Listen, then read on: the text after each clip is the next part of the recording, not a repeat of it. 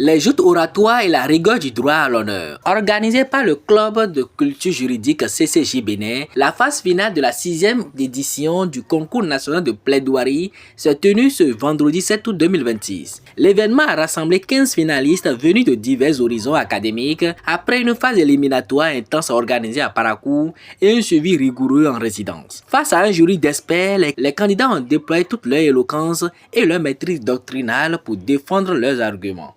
Nous faisons le CLP pour ces jeunes qui, en venant à la fac de droit, ont toujours eu envie de devenir avocat, magistrat, huissier de justice, etc. Nous faisons le CLP pour révéler.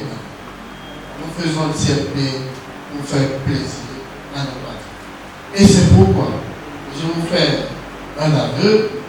Nous allons organiser la 7e édition, la 8e édition, la 9e édition, autant d'éditions que Dieu le permette d'organiser.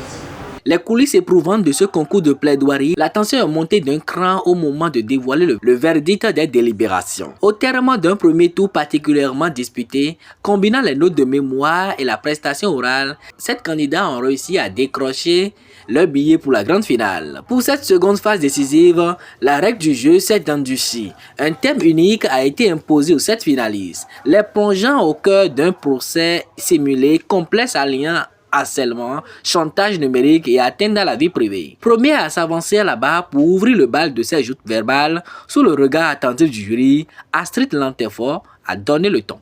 Sa meilleure amie tenta de l'en dissuader, mais elle était convaincue d'une chose. Un prince sommeillait en lui et il suffisait simplement de le réveiller. Quelques mois plus tard, elle dut reconnaître une vérité difficile. Malgré ses efforts, malgré sa patience, rien ne changeait réellement. Ce jour-là, elle a compris une chose essentielle. On peut accompagner quelqu'un dans son évolution, mais on ne peut pas évoluer à sa place. À sa suite, les autres finalistes se sont suicidés devant la cour, opposant la fermeté des réquisitions du ministère public aux arguments percutants de la défense. Entre rigueur et l'analyse juridique, aisance oratoire et maîtrise du débat contradictoire, cette phase finale a tenu toutes ses promesses, recevant les félicitations enthousiastes du jury, séduit par le haut niveau des plaidoiries. Au terme des délibérations, le jury a rendu son verdict en attribuant les distinctions et les récompenses prévues pour cette édition, allant des lots d'ouvrages jusqu'aux ordinateurs portables et de bons d'études. Grande gagnante de cette édition, l'émotion était vive lors de la remise du trophée. Je suis très heureuse, je ne sais pas dans quel état je suis parce que j'ai rêvé depuis longtemps avoir ce prix, ça me fait énormément plaisir.